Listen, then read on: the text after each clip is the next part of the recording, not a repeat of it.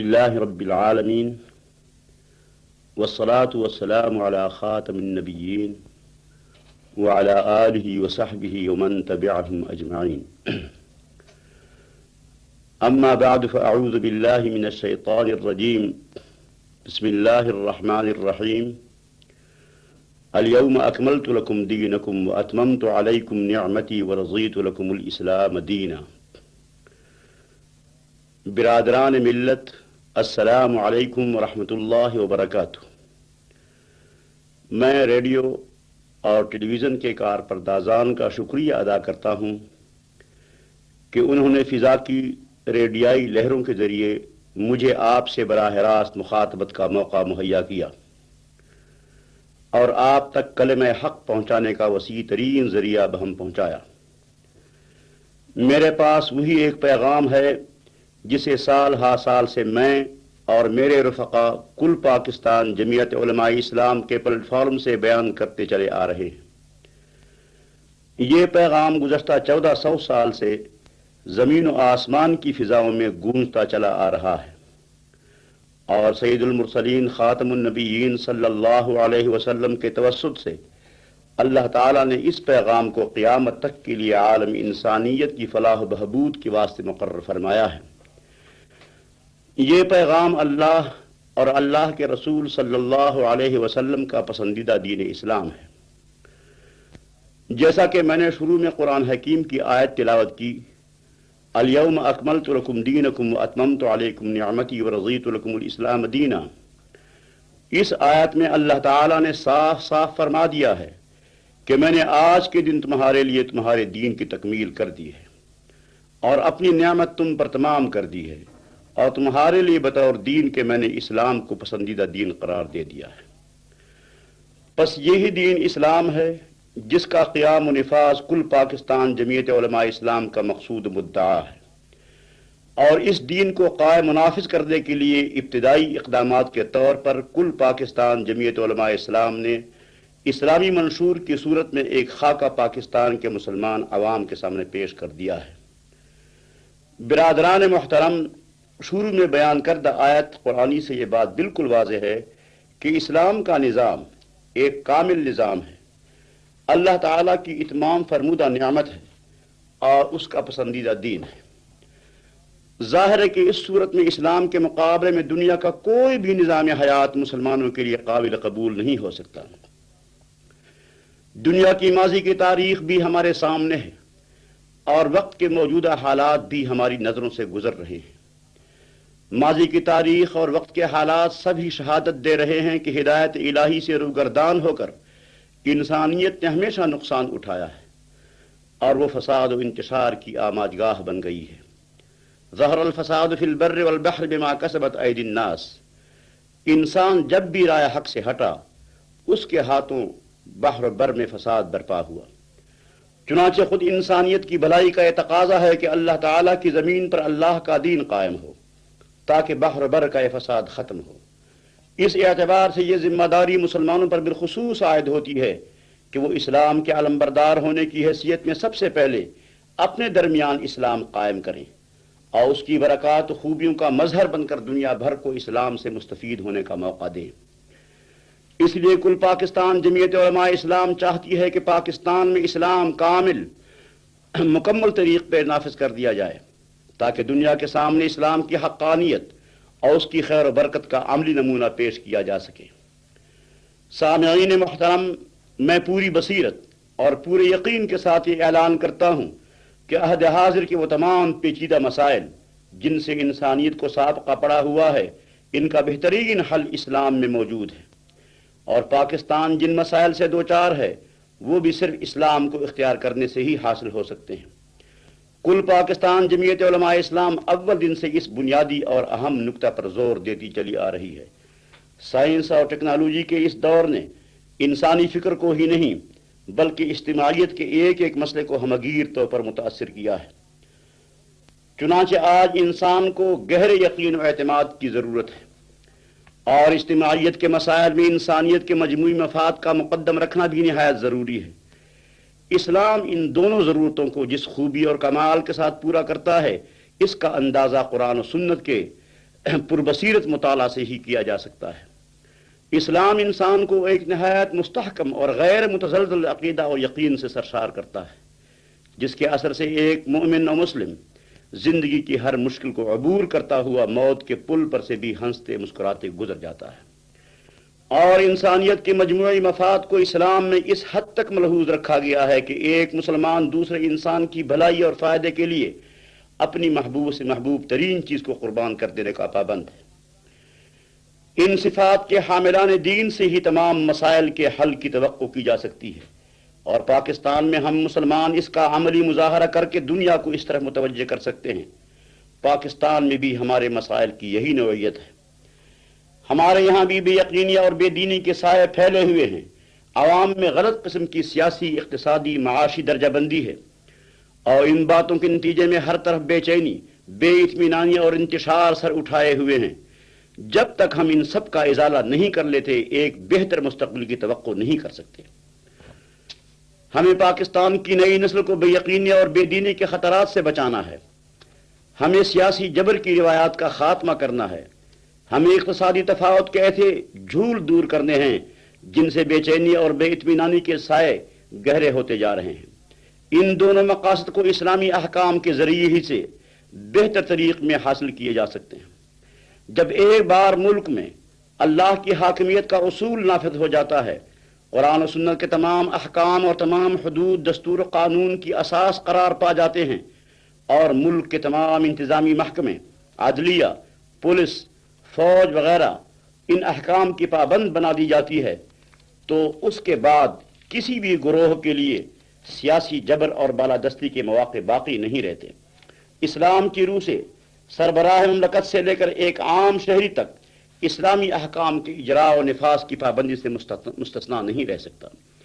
اور سب یکساں طور پر قانون کے سامنے جواب دہ بن جاتے ہیں۔ اسی طرح تمام سیاسی بدعنوانیوں کا خاتمہ ہو جاتا ہے۔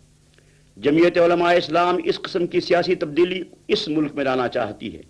اور اس نے اپنے منشور میں اپنے اس سیاسی موقف کی واضح نشاندہی کر دی ہے۔ اس کے ساتھ ساتھ جب ایک بار ملک کا اقتصادی و معاشی ڈھانچہ تمام حرام اور ناجائز ذرائع سے پاک کر لیا جاتا ہے، اور صرف حلال ذرائع میں اسے اثر نو منظم کر دیا جاتا ہے، اور ان تمام مراعات کا خاتمہ کر دیا جاتا ہے جنہیں غیر ملکی حکمرانوں نے اپنے پسندیدہ افراد اور حلقوں کو دی تھیں، تو اس کے بعد ایک ایسا معاشی اور اقتصادی نظام وجود میں آ سکتا ہے جس میں جائز ملکیتیں ہی باقی رہیں گی، اور اقتصادی عدم مساوات کا بھی خاتمہ ہو جائے گا۔ جمعیت علماء اسلام نے اپنے منشور کی اقتصادی و معاشی حصہ میں ان امور کو پوری طرح ملحوظ رکھا ہے۔ عزیزان ملت، میری جماعت کا سیاسی اور اقتصادی موقف صرف یہ ہے، اور ہم ایک ایسے نظام حیات کی بنیاد ڈالنا چاہتے ہیں جو ہمیں عہد حاضر کی تمام غیر اسلامی باتوں سے نجات دلا دے، اور رفتہ رفتہ خلافت راشدہ کے دور کے نظام کی جھلک پیدا کر دے۔ جس طرح عہد رسالت اور عہد خلافت راشدہ میں مسلمانوں کے درمیان کوئی امتیاز اور تفاوت قائم نہیں تھا،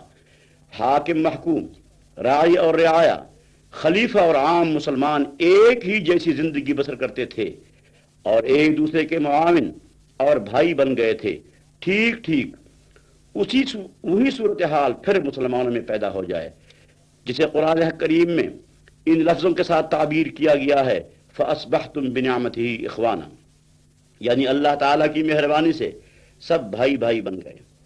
اس لیے میری جماعت پاکستان کے غریب عوام، کسانوں، مزدوروں، طالب علموں اور عام آدمیوں کو اسی سطح پر لانا چاہتی ہے جہاں پاکستان کے تمام مسلمان عملاً بھائی بھائی نظر آ سکیں، اور یہ اسی وقت ممکن ہو سکے گا جبکہ بے لاگ طور پر ملک میں قرآن و سنت کے احکام نافذ کر دیے جائیں، خاتم النبیین اور خلفائے راشدین کے عہد کا عملی نمونہ اختیار کر لیا جائے، اور ملک سے سیاسی، اقتصادی اور معاشی ظلم و جبر کا خاتمہ کر دیا جائے۔ حضرات، پاکستان کی سالمیت و استحکام کا بھی تقاضا ہے کہ یہاں ملی وحدت کے رشتوں کو مضبوط تر بنایا جائے۔ ملی وحدت کے رشتے جب ہی پروان چڑھ سکتے ہیں جبکہ یہاں سیاسی اور اقتصادی امور میں اسلامی وحدت کے اصول کار فرما ہوں۔ ہر مسلمان سیاسی طور پر اپنے آپ کو آزاد اور معاشی طور پر خوشحال محسوس کرے، اور سب کے سب عقیدہ و عمل کی ایک ہی ڈوری میں بندھے ہوئے ہوں۔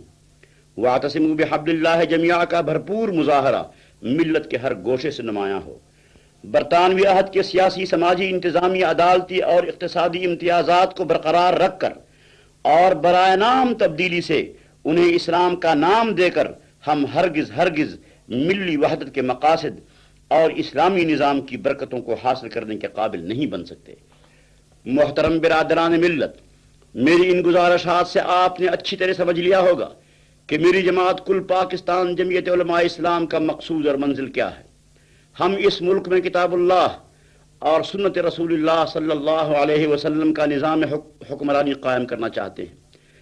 جس کی روح سے ملک کا ہر شعبہ بے دینی کے اثرات اور حرام و ناجائز باتوں کی شمولیت سے پاک ہو جائے،